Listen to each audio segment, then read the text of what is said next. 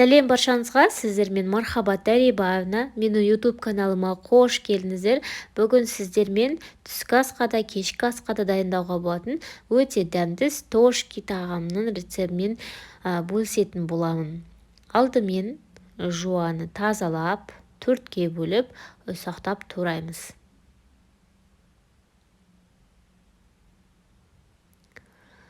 Содан соң табаға май құйып, қыздырып, жуаны сарғайғанша қуырып аламыз.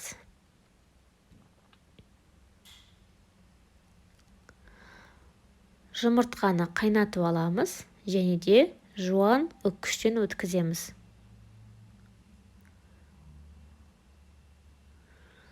Ыдысқа салып тұз және де қаймақ немесе майонез қосып араластырамыз.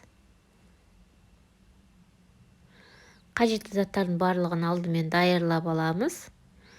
Сырды үккіштен өткіземіз.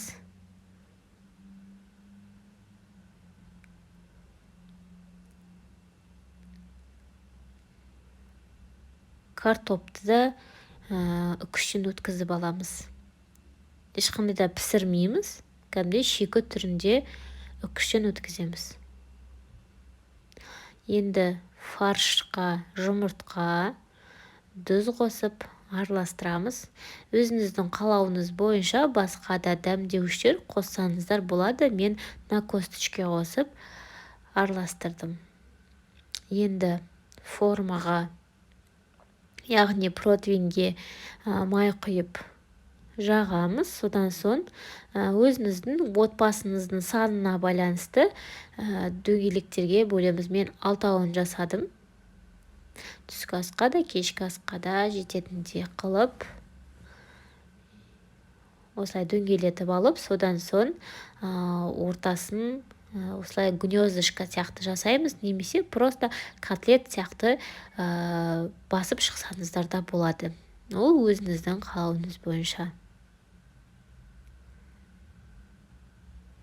Мінекей, осылай жасап шықтым. Енді кезекпе кезек бірінші жуаны саламыз.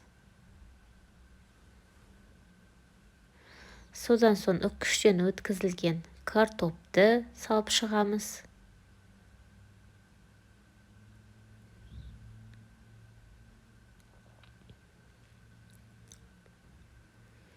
Келесі кезекте жұмыртқаны ортасына жағып шығамыз.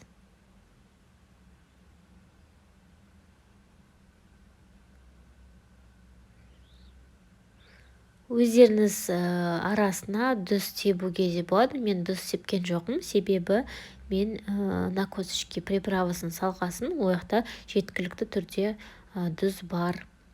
Содан соң бетіне сырды қосып, сырды салып, 180 градуста қыздырылған пешке шамамен 30-40 минутқа қоямыз. Егер де сіз әсел пеште пісіретін болсаңыз, онда 160 градуста 40-45 минутқа қоясыз.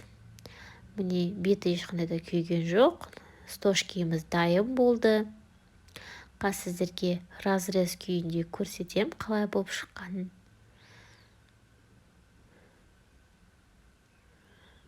Мінекей, өте дәмді болып шығады. Бұны дәл осылай жеуге болады, немесе гарнир ретінде макарон, бір нәрсе, рожки пісіріп жіберсеңіздер де болады. Жазап көріңіздер. Егер ұнаса, лайк басып пікір қалдыруды ұмытпаңыздар. Сіздермен бірге болған мархабат.